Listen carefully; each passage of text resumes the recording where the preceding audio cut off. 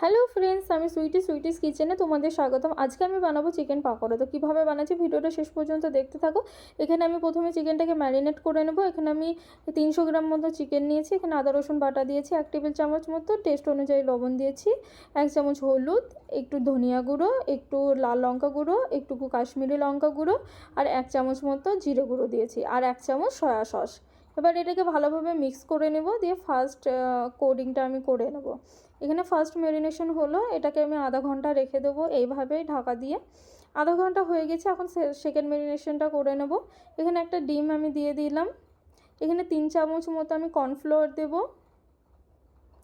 আর এটাকে খুব ভালোভাবে মিক্স করে নেব। মিক্স করা হয়ে গিয়েছে, এটাকে আমি আধা ঘন্টা রেখে দেবো। আধা ঘন্টা হয়ে গিয়েছে, এখানে আমি একটা কড়াই বসিয়েছি, আর আমি এখানে সাদা তেল দিয়েছি। তেলটা গরম হলে যে পাকোড়াগুলো একটা একটা করে ভালো করে লাল লাল করে ভেজে নেব। এখানে আমি কড়াইয়ে পাকোড়াগুলো দিচ্ছি, চিকেনগুলো।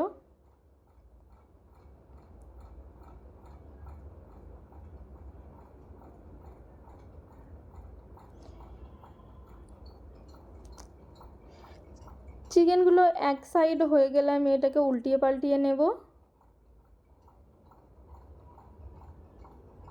দেখো ডবল সাইডই হয়ে গেছে পাকোড়াগুলো ভাজা। এখন আমি প্লেটের মধ্যে তুলে নেব।